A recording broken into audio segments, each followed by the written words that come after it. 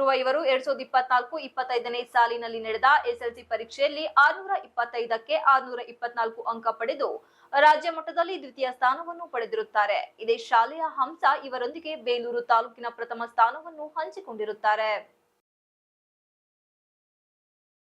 ಮೇ 2ರಂದು ಪ್ರಕಟವಾದ ಫಲಿತಾಂಶದಲ್ಲಿ 620 ಅಂಕಗಳನ್ನು ಗಳಿಸಿದ ಎಸ್ ಧ್ರುವ ಇವರಿಗೆ ನಂತರ ಮರು ಎಣಿಕೆಯಲ್ಲಿ 624 ಅಂಕಗಳು ಲಭ್ಯವಾಗಿರುತ್ತದೆ. ಈ ಹಿನ್ನೆಲೆಯಲ್ಲಿ ಇಂದು ಕ್ಷೇತ್ರ ಶಿಕ್ಷಣಾಧಿಕಾರಿಗಳಾದ ರಾಜೇಗೌಡ ಇವರು ವಿದ್ಯಾರ್ಥಿ ಮನೆಗೆ ಭೇಟಿ ನೀಡಿ ಸನ್ಮಾನಿಸಿ ಅಭಿನಂದಿಸಿದರು. ಈ ಸಂದರ್ಭದಲ್ಲಿ ಕ್ಷೇತ್ರ ಶಿಕ್ಷಣಾಧಿಕಾರಿಗಳ ಕಚೇರಿಯ ಪತ್ರಾಂಕಿತ ವ್ಯವಸ್ಥಾಪಕರಾದ ಹರೀಶ್, ಅಧೀಕ್ಷಕರಾದ ಸಚಿನ್, ಶಿಕ್ಷಣ ಸಂಯೋಜಕರಾದ ಉಮೇಶ್ ಮತ್ತು ಜಗದೀಶ್ ಉಪಸ್ಥಿತರಿದ್ದರು. ಈ ಸಂದರ್ಭದಲ್ಲಿ ಮಾತನಾಡಿದ ಪೂರ್ಣ ಪ್ರಜ್ಞಾ ಶಾಲೆಯ ಪ್ರಾಂಶುಪಾಲರಾದ ಪ್ರಶಾಂತ್, ಈ ಬಾರಿಯೂ ಸಹ ಎಸ್ಎಲ್ಸಿಯಲ್ಲಿ ರಾಜ್ಯಕ್ಕೆ 2ನೇ ಸ್ಥಾನವನ್ನು ಪಡೆಯುವ ಮೂಲಕ ಸಾಲಿಗೆ ಮತ್ತು ತಾಲೂಕಿಗೆ ಕೀರ್ತಿ ತಂದಿರುವಂತಹ ಧ್ರುವ ಅವರಿಗೆ ಆಡಳಿತ ಮಂಡಳಿಯ ವತಿಯಿಂದ ಅಭಿನಂದನೆ ಸಲ್ಲಿಸುತ್ತೇವೆ. ಅಲ್ಲದೆ ನಮ್ಮ ಸಂಸ್ಥೆಯ ಸುಮಾರು 10 ವಿದ್ಯಾರ್ಥಿಗಳು ಮೌಲ್ಯಮಾಪನದಲ್ಲಿ 620 ಅಂಕಗಳನ್ನು ಪಡೆಯುವ ಮೂಲಕ ಶಾಲೆಗೆ ಕೀರ್ತಿ ತಂದಿದ್ದಾರೆ ಎಂದರು.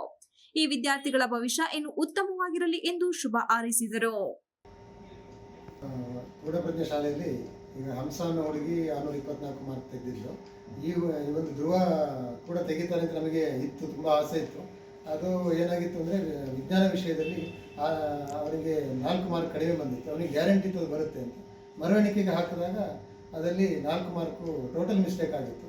ಅದು ಬಂದು ಈಗ ಅವನಿಗೆ 620 ಇದ್ದಿದ್ದು 624 ಆಗಿದೆ. ಅದು ನಮಗೆ ತುಂಬ ಹೆಮ್ಮೆಯ ವಿಷಯ. ಈ ಒಂದು ಸಾಧನೆಗೆ, ರಾಜ್ಯಕ್ಕೆ ದ್ವಿತೀಯ ಸ್ಥಾನ ಬಂದಿರುವಂಥ ಈ ಸಾಧನೆಗೆ ನಾವು ಮತ್ತು ಮ್ಯಾನೇಜ್ಮೆಂಟು ಮತ್ತು ಸ್ವಾಮೀಜಿ ಎಲ್ಲರೂ ಕೂಡ ಅವನಿಗೆ ಶುಭಾಶಯವನ್ನು ಹೇಳಿದ್ದಾರೆ.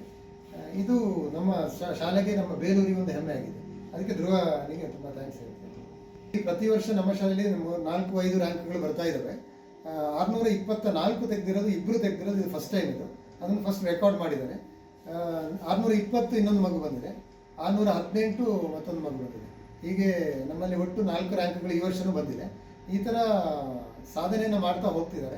ಮುಂದೆ ಕೂಡ ಇವರ ಭವಿಷ್ಯ ಉಜ್ವಲವಾಗಿರಲಿ ಅಂತ ನಾವು ಹಾರೈಸ್ತೀವಿ. Ganesh, TV 46 Malenadu news, Belur.